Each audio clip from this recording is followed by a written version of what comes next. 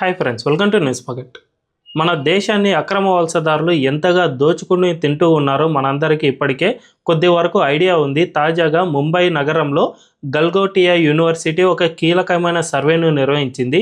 ఈ సర్వేలో ఈ అక్రమ వలసదారులు ఏ విధంగా నగరంలో పెనెట్రేట్ అయ్యారు, వీళ్ళు ఎటువంటి పనులు చేస్తూ ఉన్నారు, అంతేకాకుండా వీళ్ళ దగ్గరికి 70% ఆఫ్ పీపుల్కు ఆధార్ అండ్ ఓటర్ కార్డులు సైతం ఉన్నాయి అని ఈ సర్వే కీలక విషయాలను వెల్లడించింది. ఇందులో చాలామంది వీసాతో పాటు మన భారతదేశానికి వచ్చిన వాళ్ళు ఉన్నారు. ఈ వీసా ఎక్స్పైర్ అయినా కూడా ఇక్కడే స్థిరపడిపోయారు. చాలామంది మన వెస్ట్ బెంగాల్ అండ్ బంగ్లాదేశ్ మధ్య ఉన్న సరిహద్దును దాటి సైతం కొంతమంది వచ్చినట్టు ఈ సర్వేలో గుర్తించారు. దీన్ని బట్టి చూసుకుంటే ముంబై నగరం మాత్రమే కాదు, యావత్ దేశవ్యాప్తంగా వీళ్ళంతా కూడా చాలా వరకు పెనెట్రేట్ అయినట్టు ఈ సర్వే ద్వారా తెలుస్తుంది. ఇవే కాకుండా ఇందులో చాలా వరకు డీటెయిల్స్ను వీళ్ళు పొందుపరిచారు. సో దీని గురించి మనం ఈ వీడియోలో మాట్లాడుకుందాం. అంతకంటే ముందు ఈ వీడియోను లాస్ట్ వరకు చూడండి. ఇందులోని కంటెంట్ కనుక మీకు నచ్చినట్లయితే ఖచ్చితంగా మా ఛానల్ను సబ్స్క్రైబ్ చేసుకుని అండ్ బెల్ ఐకాన్ క్లిక్ చేయడం అస్సలు మర్చిపోవద్దు.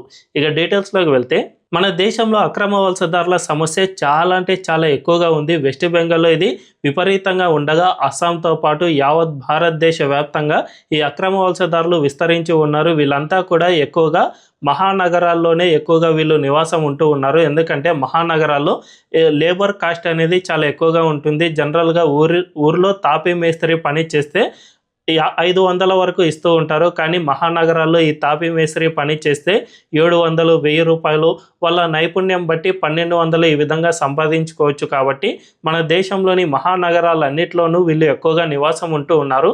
అందులో భాగంగా ముంబై అనేది మన దేశ ఆర్థిక వ్యవస్థకు ప్రధాన మూలం. కాబట్టి ఆ ముంబైలో వీళ్ళు ఎక్కువగా నివాసం ఉంటూ ఉన్నట్లు ఈ సర్వే అనేది తేల్చి చెప్పింది. ఇందులో 70% ఆఫ్ పీపుల్కు ఇప్పటికే ఆధార్ అండ్ ఓటర్ కార్డులు వచ్చాయంటే ఇది ఎంత ప్రమాదమో అర్థం చేసుకోవచ్చు. జనరల్గా అక్రమ వలసదారులకు ఆధార్ అండ్ ఓటర్ కార్డులు దక్కడం అనేది దాదాపు అసాధ్యం. అయినా కూడా వీళ్ళలో 70% ఆఫ్ పీపుల్కి ఇవి ఇప్పటికే దక్కిపోయాయి. సో వీళ్ళంతా కూడా మన భారతదేశంలో చాలా స్వేచ్ఛగా తిరగవచ్చు. అయితే ఈ అక్రమ వలసదారులంతా ఎక్కువగా ముంబై మహానగరంలో ఈ తాపీ మేస్త్రి పనితో పాటు జనరల్గా ఇళ్లలో వంట పని చేస్తూ ఉంటారు కదా.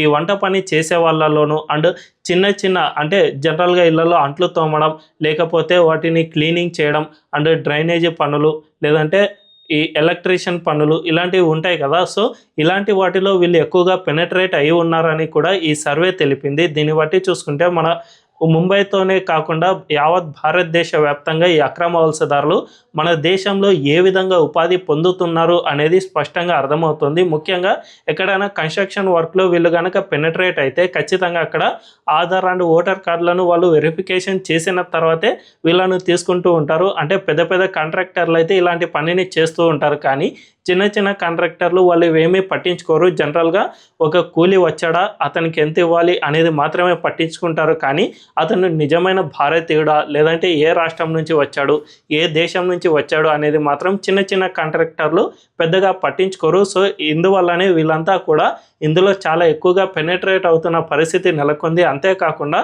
జనరల్గా మున్సిపాలిటీలు అనేవి కొంతమంది అవుట్సోర్సింగ్ ఉద్యోగులను ఎంపిక చేసుకుంటూ ఉంటాయి.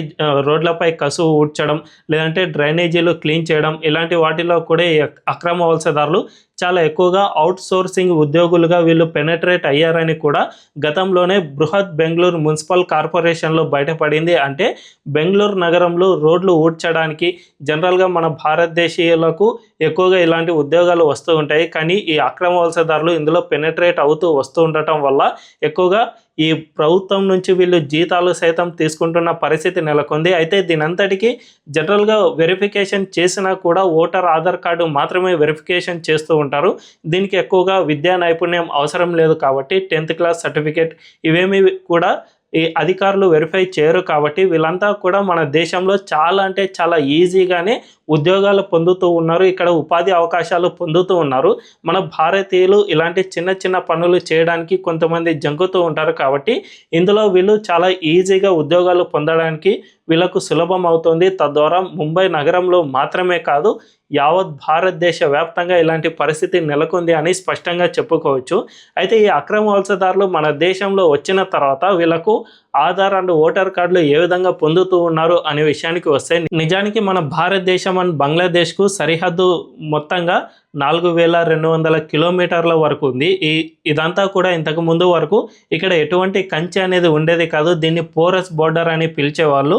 అంటే బంగ్లాదేశీయులు మన భారతదేశంలోకి 15 కిలోమీటర్స్ లోపలి వరకు వచ్చి ఇక్కడ కూలీ పనులు అవి ఇవి చేసుకుని తమ దేశానికి వెళ్ళిపోయే వాళ్ళు. మన భారతీయులకు కూడా ఇలాంటి అవకాశమే ఉండేది. బంగ్లాదేశ్లో 15 కిలోమీటర్స్ వరకు లోపలికి వెళ్ళి అక్కడ కూలీ పని చేసుకుని మన భారతదేశానికి వచ్చే అవకాశం ఉండేది. సో ఈ విధంగా పోరస్ బోర్డర్ ఉండటం వల్ల వాళ్ళు మన దేశంలోకి రావడం గతంలో చాలా అంటే చాలా ఈజీగా ఉండేది. ప్రస్తుతం కేంద్ర ప్రభుత్వం ఈ 4200 కిలోమీటర్లలో దాదాపు 3700 కిలోమీటర్ల వరకు ఫెన్సింగ్ అనేది పూర్తి చేసింది. ఇంకా మిగిలింది దాదాపు 3400 కిలోమీటర్ల వరకు ఫెన్సింగ్ పూర్తి చేసింది. ఇంకా 800 కిలోమీటర్లు మాత్రమే ఫెన్సింగ్ చేయాల్సిన అవసరం ఉంది. సో ఈ 800 కిలోమీటర్లలో ఎక్కువగా వెస్ట్ బెంగాల్ సరిహద్దుల్లోనే చాలా పెండింగ్ ఉన్నట్లు స్పష్టంగా అర్థమవుతుంది. ఎక్కువగా 600 కిలోమీటర్ల వరకు ఒక్క వెస్ట్ బెంగాల్లోనే ఫెన్సింగ్ చేయాల్సి ఉంది. సో దీనంతటికీ ప్రధాన కారణం ఏమిటంటే వెస్ట్ బెంగాల్లో మమతా బెనర్జీ అధికారంలో ఉన్నారు కాబట్టి ఆమె మాల్దా, ముర్షిదాబాద్ ఈ జిల్లాల సరిహద్దులో భూసేకరణ ఇప్పటి వరకు చేయలేదు. అంటే ఆమె అక్రమ వలసదారులకు ఎంతగా సపోర్ట్ చేస్తున్నారో అర్థం చేసుకోవచ్చు. రీసెంట్గానే హోంశాఖ మంత్రి అమిత్ షా వెస్ట్ బెంగాల్లోనే ఇదే ప్రకటన చేశారు. మమతా బెనర్జీ భూసేకరణ సరిగా చేయకపోవడం వల్లనే ఈ సరిహద్దు ఫెన్సింగ్ అనేది పెండింగ్లో పడిపోయింది అని కూడా కీలక ప్రకటన చేశారు. కాబట్టి ఖచ్చితంగా మమతా బెనర్జీ ఈ అక్రమ వలసదారులను తమ రాష్ట్రంలోనికి రాణిస్తోంది. అంతేకాకుండా ఆ రాష్ట్రంలో టీఎంసీ పార్టీ కార్యకర్తలు ఎక్కువగా ఈ అక్రమ వలసదారులకు ఆధార్ అండ్ ఓటర్ కార్డులను క్రియేట్ చేయడానికి కొన్ని ర్యాకెట్లని నడిపిస్తుంది. తద్వారా వీళ్లకు చాలా ఈజీగా వీటన్నిటిని వీళ్ళు తీసుకువస్తూ ఉన్నారు. నిజానికి మన దేశంలో ఎవరైనా కానీ ఆధార్ కార్డును పొందాలి అంటే ఎక్కడైనా కానీ భూమి హక్కు అనేది ఉండాలి. సో ఈ భూమికి సంబంధించి పలానా వ్యక్తిది అని ఒక ఫేక్ డాక్యుమెంట్ క్రియేట్ చేయడం, తద్వారా అతనికి ఆధార్ కార్డును సృష్టించడం.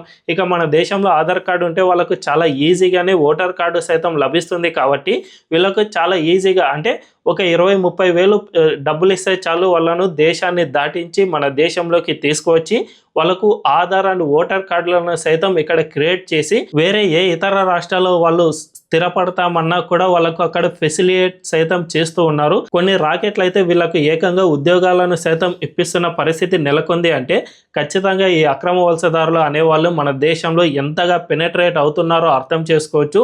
ఒక్క ముంబై మహానగరంలోనే 70% ఆఫ్ అక్రమ వలసదారులకు ఆధార్ ఓటర్ కార్డులు ఉన్నాయి. అంటే యావత్ భారతదేశ వ్యాప్తంగా వీళ్ళ సంఖ్య ఎంతగా ఉంటుందో అర్థం చేసుకోవచ్చు. కాబట్టి ఖచ్చితంగా ఇప్పుడైతే కేంద్రంలోని బీజేపీ ప్రభుత్వం వీళ్ళందరినీ మన దేశం నుంచి తరిమివేసే ప్రయత్నాలు చేస్తూనే ఉన్నారు. గుజరాత్, మహారాష్ట్ర, ఢిల్లీ, హర్యానా, యూపీ ఇలాంటి అన్ని రాష్ట్రాల్లో కూడా ఈ అక్రమ వలసదారులను గుర్తించి వాళ్ళను సొంత దేశానికి తిప్పి పంపే ప్రయత్నాలు జరుగుతూనే ఉన్నాయి. కానీ ఇది ఇంకా పూర్తి స్థాయిలో జరగడం లేదు. ఎందుకంటే వెస్ట్ బెంగాల్లో గేట్లు అనేవి ఇప్పటికీ ఓపెన్ అయి ఉన్నాయి కాబట్టి మనం ఈ అక్రమ వలసదారులు మన దేశానికి వస్తూ ఉన్నారు. సో ఈ గేట్లన్నిటినీ క్లోజ్ చేసినప్పుడే ఈ అక్రమ వలసదారుల ప్రవాహానికి చెక్ పడుతుంది. ఆ తర్వాత మన భారతదేశంలో ఉన్న వాళ్ళను గుర్తించి వాళ్ళను వెనక్కి పంపడానికి యూజ్ అవుతుంది. కాబట్టి ఖచ్చితంగా వెస్ట్ బెంగాల్లో కమలం పార్టీ అధికారంలోకి వచ్చిన తర్వాత మాత్రమే ఈ గేట్లు అనేవి క్లోజ్ అవుతాయి. తద్వారా మన భారతదేశంలో ఈ అక్రమ వలసదారులను ఏరివేసి వాళ్ళను తిప్పి పంపించేందుకు వీలవుతుంది. సో ఈ ప్రక్రియ అంతా జరగాలి అంటే ఖచ్చితంగా కమలం పార్టీ వెస్ట్ బెంగాల్లో విజయం సాధిస్తే తప్ప ఇది జరిగేది కాదు అని విశ్లేషకులు అభిప్రాయం వ్యక్తం చేస్తూ ఉన్నారు. మరి వెస్ట్ బెంగాల్లో మరికొద్ది నెలల్లో జరగబోయే ఎన్నికల్లో ఎలాంటి ఫలితాలు వస్తాయి అనే దానిపైనే ఈ అక్రమ వలసదారులు మన భారతదేశంలో స్థిరపడతారా లేదంటే వాళ్ళను సొంత దేశానికి తిప్పి పంపిస్తామా అనే విషయం అనేది ఆధారపడి ఉంటుంది. కాబట్టి ఖచ్చితంగా కమలం పార్టీ వచ్చే ఎన్నికల్లో ఏం చేస్తుంది అనే విషయం తెలియాలంటే వేచి చూడాల్సిందే. మరి ఈ వీడియోపై మీ అభిప్రాయం ఏంటో కామెంట్ల రూపంలో తెలియజేయండి. అండ్ ఈ వీడియో కనుక మీకు నచ్చినట్లయితే ఖచ్చితంగా మా ఛానల్ను సబ్స్క్రైబ్ చేసుకొని అండ్ బెల్ ఐకాన్ను క్లిక్ చేయడం అస్సలు మర్చిపోవద్దు. Thank you.